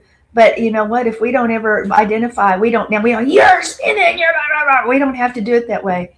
You just say, the word says this. And when we live this way, it brings death into our lives and our circumstances and our ways. There's a way But Yeshua made a way to be set free. And it's very How clear. I mean, there's all sorts of ways you can say to pray. But we are a people in this day, in this hour, who want to be a seeker-friendly people who don't like to point out people's stuff. Yeah. Because somebody might not like us. Somebody might look down upon us. Or somebody might think differently of us, or, ooh, it's not really culturally friendly to say those things. Everybody sins, that's true. But there's a difference between, oops, I did something wrong and I need to go to Yah and pray and take care of it. And, oh well, And can I sometimes find a way to do it? It's legally? the hardest thing you'll ever do, okay? To tell somebody the gates of hell are waiting on you if you don't nip it in the bud. Okay, so let's look. Because it is sin, and he says, So let's look at Genesis 4:6-7. The Lord said to Cain, "Why are you angry, and why has your face fallen? If you do well, will you not be accepted? And if you do not do well, sin is crouching at the door. Its desire is contrary to you, but you must rule over it." Okay, so I want us to just look at this verse. We've looked at it before. We're going to refresh ourselves because Yah tells Cain that sin has teshukah. Teshukah is a Hebrew word for an unquenchable desire for him. Sin has an unquenchable desire for him, but what's he have to do? He has to rule and master it. Sin wants you to falter. The Hebrew structure is identical to Hava, which we're not going to get to that right now. I don't want to go down. There's no time for that rabbit trail. But Cain is told that he has to rule and he has to control sin. How does he do it? He can choose to do well, do what is right, follow the commands, and he will remain what? Safely in Yah's house, safely in his kingdom. But if he doesn't, what's outside the door? Sin is like this lion that's ready to pounce and take over and destroy. When sin is crouching at the door and we do not remain safely in him, when we do not master it, then we will be consumed by it. And that's the bottom line. And so we have to choose. When we're making and looking for loopholes, I would say we've already entered into that sinful nature. What would you guys say? Yeah. So you've got to rule over it. We're not going to be a people where an evil desire doesn't come up. No. We are human. But we right. should rule over that desire Yes. and put it down for the sake of our love for Yah, and we're supposed to love his people too. So the problem was the Pharisees, they weren't teaching anybody to quench the evil desire. They were creating loopholes that allowed them to do whatever they wanted to do and not take care of what they needed to take care of or whom they needed to take care of. And so that was the reality of the culture at that time. And so that puts that sort of puts that all into perspective. So David and Stone Brewer have a course, and I'm going to read from it. It should be in your notes again. They actually got to the point where they can say, all that I have is korban, which means dedicated to the altar. And by saying that, then they didn't have to use the money for helping out their parents or anyone else. And if there was a divorce, their wife couldn't have anything because it's all holy. It's all korban. It's all set apart. And so once the divorce was finished, they would go in and they'd say, well, guess what? I just said it as a generality. And so they could annul the vow. Again, evil heart, but it's the same today. Cool. So they would make a vow saying, I swear by heaven, it's korban. And they wouldn't follow through because it's all about them. Me. It's all about me.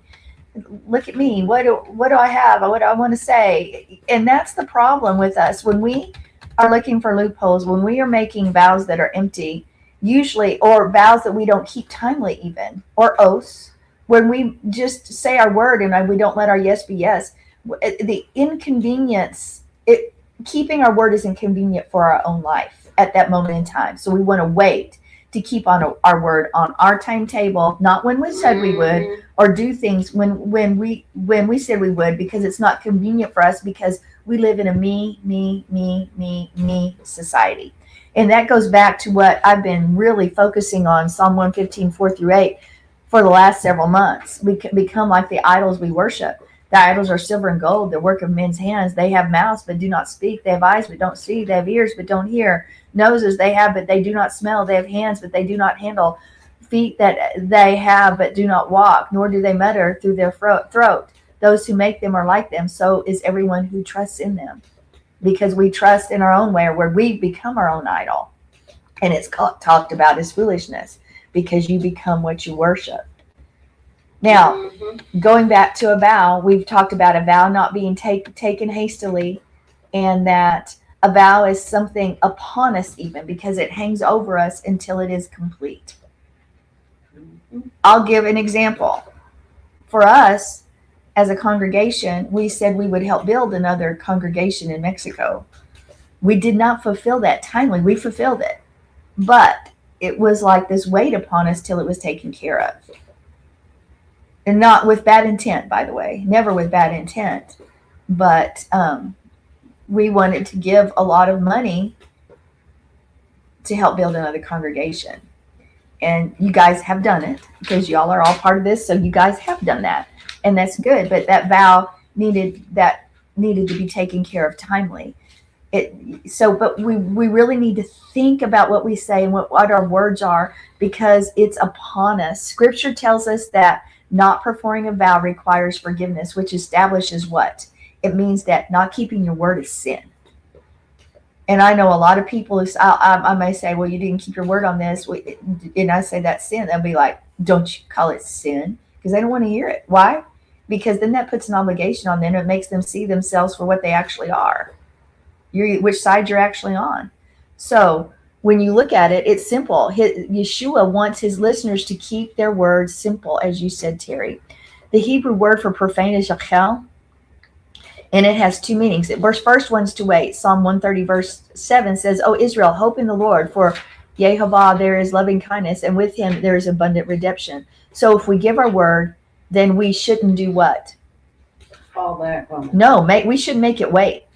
It gets done. It's Yes, taken care of. yes. Slow walking to keep our word, to perform our promise, profanes it. It profanes it. Wow, that's pretty harsh, right? By making him wait. Therefore, we've got to get things completed. So give life a day or two, and there are going to be obstacles that are thrown away. If you don't take care of what you said you're going to do immediately, something's going to happen to make sure you can't take care of it. Not enough finances, not enough this, not enough that. Now, there's another meaning to this word for profane, and it means to begin, yakel, begin. And think about this. Noah, the men began to call on the name of the Lord. So this implies empty words because the root is halal, Chalal, which means to begin as if by opening wedge, to play like a flute, to begin, to defile. So we have this idea here. A promise is a wedge opening the way, a way to a promise, but unfulfilled, it produces nothing. It's empty. It's wicked. It like the wicked men who began to call on the name, but they produced only the fruit of wickedness. And this is talking about a promise, guys. Vow. When human beings make promises they don't keep, it's sin. Period. When you swear by Yah's name and you don't do it, you don't perform it, the words actually bring forth wickedness into the earth. Now, I've heard the rabbis say that every good act increases his kingdom. But if that's true, every act of evil does what? Decreases. It diminishes it. It causes the world to be profaned even more. Are we going to build up his goodness in the world? You know, I don't know how much validity all of that is, but I do know that everything we do and everything we say ripples through other people's lives beyond even our own little sphere. So by the same token, every sin would do the same thing. Every good deed would do the same. So in that aspect, the rabbis are very correct on that. Mm-hmm. Because there is this ripple effect when we don't keep our word, our promise to one another, to our spouse, to our children, to Yahweh himself, to others, then there is a ripple effect. That sin that we have made a constant part of our life has become our nature, even possibly, and it is destroying the world in which we live and those in which we are around. So when human beings make promises, you've got to perform, or the empty words are going to destroy. And it's only mercy when wicked people who don't know the name profane it with empty words that things are immediately destroyed. So a vow, we didn't go through the Hebrew of that, but it's nedar, Nedar. and it means a root or a promise. So there you go right there. The very basic meaning of that vow is a promise. So here's the thing that's good. When we mess up in that area, we can repent. We can say, hey, ask forgiveness, annulment of a vow, or the promises that we have spoken and incurred sin. But here's the deal. If we're making things right to him, those that we've made our promises to, those who we've given empty words to, do we not need to make it right to them too? Yes, we do. Now, I was studying maybe we'll get to that in a minute. I'm not going to jump the gun on that. So F. McLaughlin says, many people who are incredibly gifted still lack discipline and drive to get them where they need to be. If the person is perpetually late, lacks in his assessments or performance, then he has discipline issues, which is really a form of not keeping your word. And I know this is an ouch, and it's an ouch for me too. If I say I'm going to be here at noon, then I better be here at noon. Otherwise, I'm not keeping my word. I'm not keeping my promise. I'm not keeping my vow. Well, I'm not saying that. I'm saying and in my opinion, a doctor's appointment, if they say come in at this time, then Well, yeah. they should do that. I'm not trying to point to anyone, but I'm saying even not keeping our time shows that we're walking in that sin area. So it's hard when we're adult to break out of that, but we need to instill that in our children. But even as adults, if we have time issues, then we need to be dealing with it. That means we don't keep letting it slide year after year, month after month, day after day. We deal with it so that we become the person that Yah's called us to be. Because does that not keeping his time represent Yeshua in any form or fashion? No. It actually tarnishes his name. So God's given us gifts and talents, and it's like a wasted water on an undisciplined person. And because it's a vow, it's a promise, and promises are like vows. So there's consequences, and there's reward, and there's discipline with it. You know, if we have a character where if we don't keep our word, if we don't show up when we say we're going to show up, we do that. What is it going to do with that which Yah's given us? Can he trust us with those things, or does he have to take it away?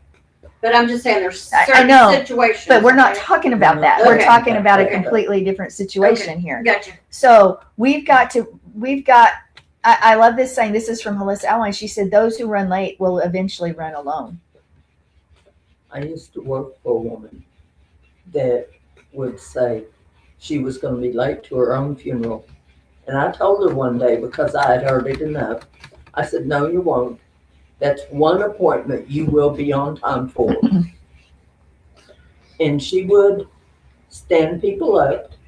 She would be almost always 15 to 30 minutes late, unless they had money. She had an investor she was never late for. I tell you And what. that even went so far as her paying me. I would have to occasionally go back across town the next day to pick up my check, which was wrong. I've had a lot of people in my life that have a really hard time being on time. And so I actually got to the point where when I was scheduling something with them, Schedule them early. I would tell them that it was starting 2 hours before it was actually starting, so that they might be on time. But you know what? It shouldn't be that way. I think that goes back to what the Essene character is. We should be trustworthy people, and if we say this, it should be this.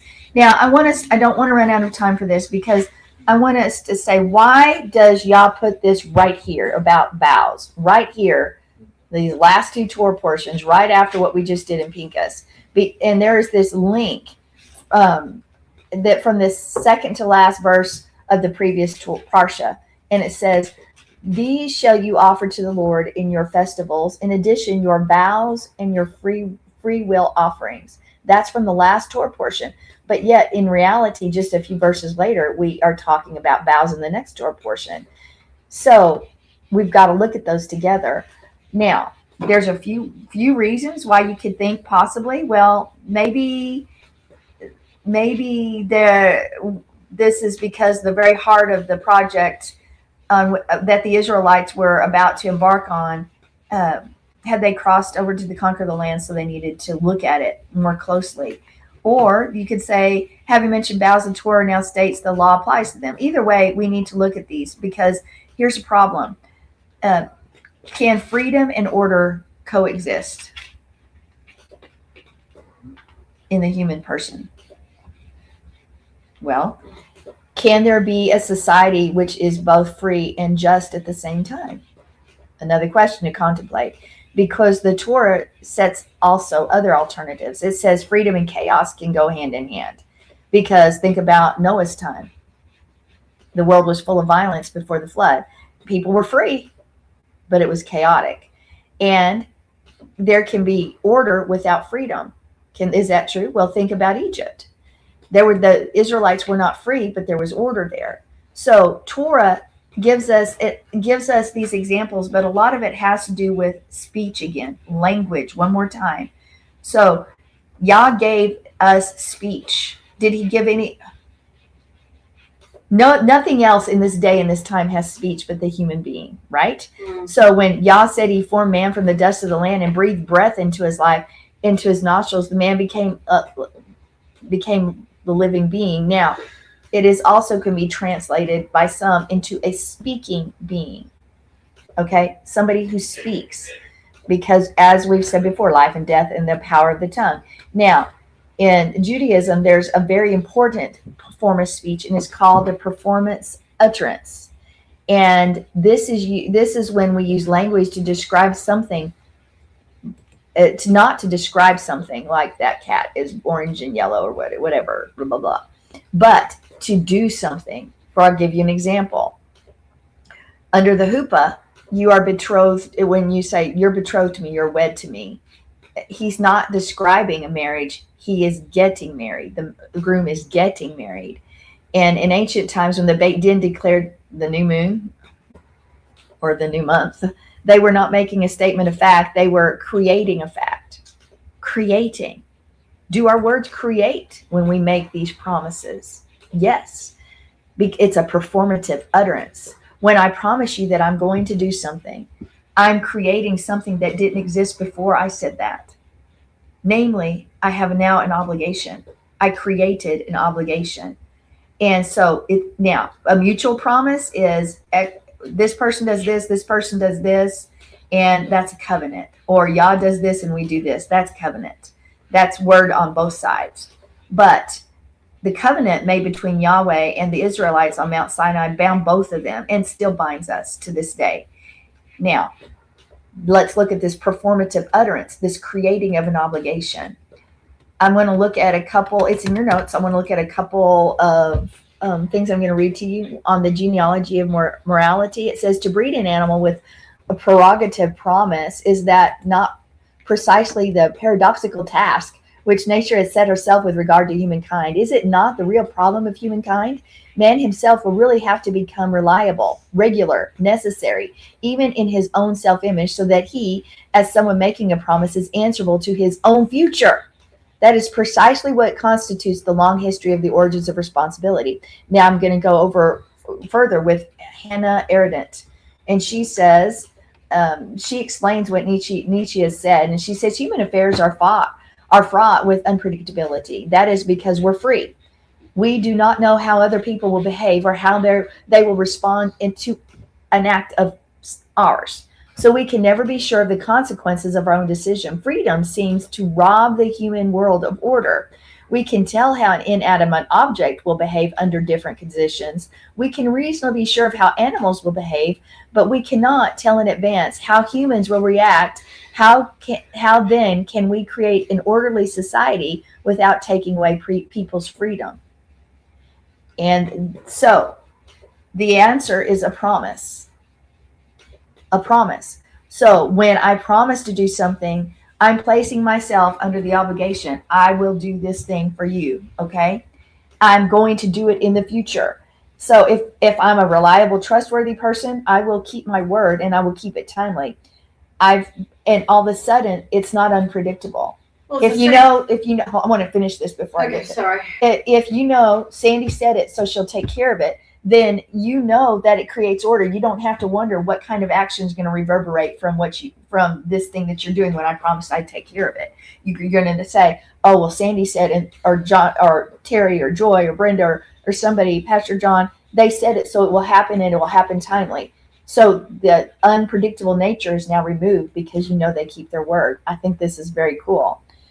So an act of promising brings order into the freedom that we have because you're freely placing yourself under that obligation. And you've removed that unpredictability. We can rely on the word. Because when you promise, you voluntarily bind yourself. Now, she goes on to say, the ability of humans to voluntarily commit themselves, like you said, Joy, to do or refrain from doing certain acts, that generates order in the relations between human beings without the coercive force. Now, that's a very key factor there. Why do we have to have a coercive force? Well, when a man makes a vow to the Lord, takes an oath, binding himself to an obligation, he must not break his word. Whatever he speaks, that he must fulfill. So I want you to keep in mind this coercive force. Think about what Reuben and Gad did, because I really think it comes into play here. What did Reuben and Gad say? Hey, we want the land on this side of the Yarden. We want this land on this side of the Jordan. But immediately, Moshe is smart enough. He's like, hold on here a minute. So you take the land. We're about to go cross the Jordan. We've got people groups to fight. We've got wars to take care of. You're over here taking care of your stuff. That's not going to work. So what happens is they talk about it in what do Reuben and Gad do? Reuben and Gad make a vow to, we're going to go take care and help you fight the wars and make sure you're established before we go back to even our own homes. So what did they do? They created order. They made a surety that society, Israel, was going to be taken care of. And if they wouldn't have, it would break down and we could possibly even cause Israel to be conquered, right? So we're honoring our promises. Social institutions in a free society depend on trust. Think about that. And trust means honoring our word, period. So when people no longer can be trusted to keep their word, things break down. And go back to Jeremiah 9:2-5. It's in your notes. And, well, I'm going to read it anyway because it needs to be read.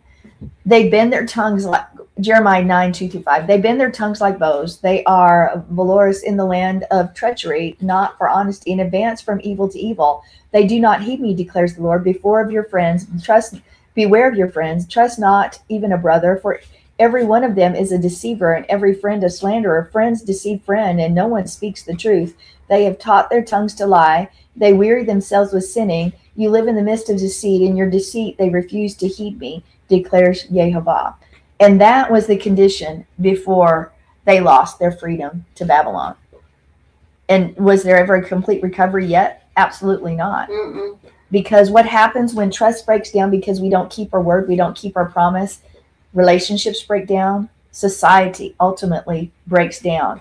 Because, and if if our word won't be kept, something has to step in to make sure people's word are kept and laws are followed. And so who would that be? Yeah, it will follow. No, it will be yes, ultimately. But in society, we're talking now the way society works. You're going to have law enforcement come. You're going to have to create law enforcement that are going to Hundreds of perform. thousands of statutes that we don't even know Yeah, that we're because- breaking those laws, but they put them in place because But you have to have those that enforce those laws. And they do it because we cannot be a people of our word. Yeah. So the You know, only way. we can't even be true to Yah. What is he saying? I don't want to get on this again, but people, he tells us, what does he tell us? To tithe, okay? People hear it again and again and again and again. And whatever house you're under, you are to tithe. So see right there, that is, you're going against what Yah told you to do. Well, yes, freedom has to have trust. To be free, we have to be people of our word, or there's Yes. chaos, and chaos is going to lead to boundaries and law enforcement and people that are going to make us do something and even maybe do things that we don't want to do. Keeping our word means treating the words that you say, period. But that's As where holy- it all comes down As from. holy Yes. and your vows and oaths as important. It's precisely in these circumstances that the Israelites approached the Holy Land where they were to be a free society. This had to happen because if they weren't going to keep their word, their society would not last very long at all. Mhm. That is why belief in Yahweh, a Yah who oversees what we think and do and who holds us accountable to our commitments, is so fundamental, because this toleration and liberalism breeds bad stuff. I'm sorry. You're right. John Locke held that citizenship should not be extended to atheists, because if they don't believe in God, they cannot be trusted to honor their word. I think that's an amen. If somebody doesn't believe in the God of Abraham, Isaac, and Jacob, Yahweh our Elohim, who doesn't know Yeshua, and which we've seen, just believing in the 5 books isn't enough, is it? As we just had examples of Yeshua's day, people plotting and making plans to break the word. You've got to have Yeshua and you've got to live it out. You've got to be full of the Spirit, all of those things. If you don't have all of that, you're going to fall into chaos, and because you can't be trusted. Your word, society is going to break down. We have a broken down society right now because of that. So I've got you, John, Pastor John. We should never, ever break a promise or vow or an oath, any of those. We do what we Not say. if you told somebody, yeah. If you say something, then it is so. Always do what you say you're going to do, or what's ultimately going to happen. Freedom will be removed from our life. Pastor John, what were you going to say? I was just going to say the downstream effect of someone not keeping their word causes other people to have to pick up the slack. And Right. so, and that ripple effect, and what happens if they're trying to pick up the slack, but they've given their promises to do something, and now you've added to theirs, and now they're not able to keep their promises, then there's Breakdown of society. There's this breakdown. It's a ripple effect, and it goes on, and it really goes back to what you brought out in that passage from Ecclesiastes. And when I read further about the king, what's the king trying to do? He's trying to cultivate a field to bear fruit. And so that's what I wanted to say, is that the ramifications puts pressure and that pressure on the family, on the community, and on the culture. And then it just doesn't work. It fails to work. And the wave just gets bigger and bigger as it goes out from one person not keeping that promise. And so that's what I wanted to say. Ramifications are really huge, and our society is built upon the goodwill of people. And I think it's very interesting from that quote that you said, our culture cannot be built on a country that does not believe in the Most High. It doesn't work. And look at the countries around the world. That's what I was just going to say. How That- many have failed and fallen because of they did not? And so They you either have, walked away or they never had that. yep, and corruption and authoritarianism and totalitarianism and all that sort of stuff is the result. And people lose their freedoms. Well, that's the tour portion for today. I hope you guys got something out of it. Yes. Pastor John, you can take over. Well, we're so glad everybody joined us today. And like, share, and subscribe before you leave. And then after the video closes out, go back to the video and put some comments under there, because that spurs the algorithm and it spurs people that are looking for a good tour portion to come and watch the archive. So they don't see the comments you're writing right now, but they'll see the comments after we close the video out. So go in there and put some comments in there so that people are looking for a good tour portion. They'll hear about what we're talking about here at Life of Worship, because I think it's worth people's while. And maybe they'll join us in the future live as well. So do that. Then also, thank you so much for your giving online. If you haven't had a chance to give, you can go to our website at www.lifeofworshipamarillo.org. And that way you can just click or tap that donate button. Let me put that up on the screen real quick. And you're able to give online, or you can go to our website as well. You'll see our mailing address, and you can mail in your love gift. And it really helps us. We've got a big bill that is approaching. It's about 10 days away. It's a big insurance bill, so we certainly need everybody to help us here, because running a ministry does cost money. The gospel's free, but not in this world where we have to When pay you're the bills. talking insurance bill, you're talking thousands. It's not just like a typical 200. Yeah, it's not like that. So, yeah. So anyway, just wanted to let people know, and that's a need that we have. And so thank you for your generosity and your blessing in the ministry. We're going to be back again at 3 p.m. Central Time for our encounter service, which includes time of praise, worship, ministry, and then we're going to follow up with a second stream where we'll have a message. You don't want to miss it. And believe it or not, I didn't know how I was going to connect to even the Torah portion today. And oh my goodness, things are just falling into place. Y'all always has a way, doesn't he? So come back and join us. Let's close in prayer. And Father, we just bless you and we thank you for the word today. We thank you for the things that you are speaking to us about and the things that you give us to chew on, but not to chew on, to nourish us so that we're transformed and we're renewed and we're conformed into your image. And Father, we truly become image bearers, that we're not just simply a counterfeit image, but an image that represents you, that when people look at us, they see you. And we just honor you and we bless you for it in the name of Yeshua. Everybody said, Amen. Amen. amen and amen. Shabbat shalom.